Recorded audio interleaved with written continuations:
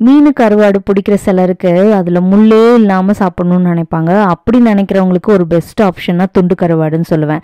But இதில் ஒரு பெரிய மைனஸ் என்னென்னா உப்பு அதிகமாக இருக்கும். ஸோ சமைக்கும் போது வந்து பார்த்திங்கன்னா எப்படி சமைச்சாலும் கொஞ்சம் உப்பாக இருக்குல்ல அப்படிங்கிற மாதிரி ஃபீல் பண்ணுறீங்க அப்படின்னா இந்த வீடியோ பாருங்கள். உப்பே இல்லாமல் சூப்பராக ஒரு ட்ரையான ஃப்ரை இந்த துண்டு கருவாடை வச்சு எப்படி பண்ணுறேங்கிறத பார்க்கலாம். ஃபஸ்ட்டு கருவாடை ஊற வைக்கிறதுக்கெல்லாம் முன்னாடி ஒரு 2-3 தண்ணி நல்லா அலசுங்க.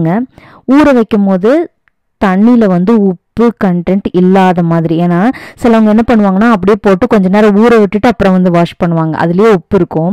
உப்பு தண்ணியில் ஒரு 1/2 மணி நேரம் ஊறினா எப்படி? ஸோ உப்பை கம்மிப்படுத்துறதுக்காக கருவாடு நல்லா சுத்தமாகறதுக்காகவும் அதில் இருக்கிற ஸ்மெல்லு போகிறதுக்காகவும் வந்து பார்த்திங்கன்னா நான் ஒரு 2-3 தண்ணி இந்த மாதிரி கிளியர் கட்டாக தண்ணி வர வரைக்கும் நல்லா கழுகிட்டு அதுக்கப்புறம் தண்ணி ஊற்றி கொஞ்ச நேரம் வச்சுருவேன்.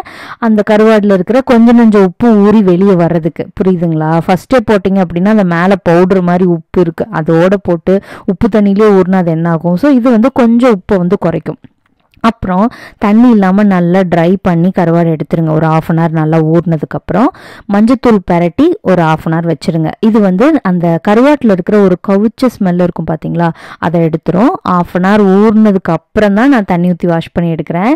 வீடியோவில் உடனே பண்ணுற மாதிரி இருக்கும். ஸோ நீங்கள் உடனே பண்ணிடாதீங்க. மஞ்சத்தூள் போட்டு ஒரு 1/2 அன் ஹவர் வச்சுட்டு அதுக்கப்புறம் தண்ணி ஊற்றி நல்லா வாஷ் பண்ணி எடுத்ததுக்கப்புறம் வெறும் மிளகாத்தூள் மட்டும் போட்டு ஒரு பெரட்டிக்கோங்க.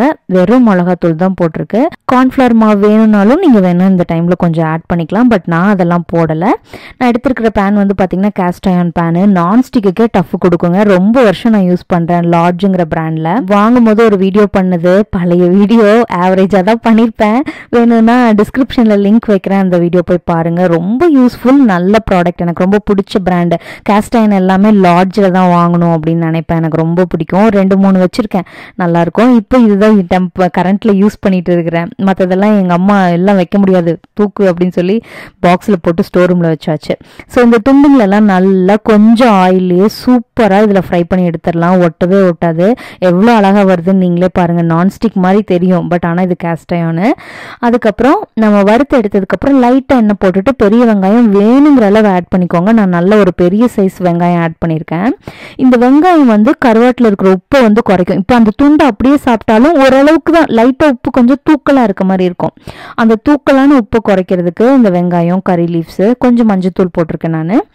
உங்களுக்கு வேணும் காரம் பிடிக்கும் அப்படின்னா இந்த டைமில் கொஞ்சம் மிளகாத்தூளும் நீங்கள் ஆட் பண்ணிக்கலாம். போட்டு நல்லா அந்த பச்சை வாசனை போனதுக்கப்புறம் நம்ம கருவாடை ஆட் பண்ணி அந்த கருவாடையும் நல்லா ட்ரையாக டீப்பாக ரோஸ்ட் பண்ணி எடுத்துட்டு ஃபைனலாக மேலே மல்லித்தலை தூவி இறக்குனீங்க அப்படின்னா உப்பு வந்து இல்லாமல் இருக்காது.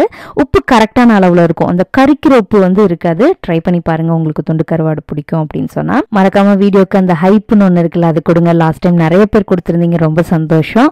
அதே மாதிரி நான்ஸ்டிக்லாம் யூஸ் பண்ணாமல் இந்த மாதிரி கேஸ்ட் அயர்ன் பேன் வாங்கி யூஸ் பண்ணுங்கள். நம்ம ஹெல்த்துக்கும் நல்லது. குக்கிங்கும் வந்து பார்த்திங்கன்னா சூப்பராக இருக்கும்.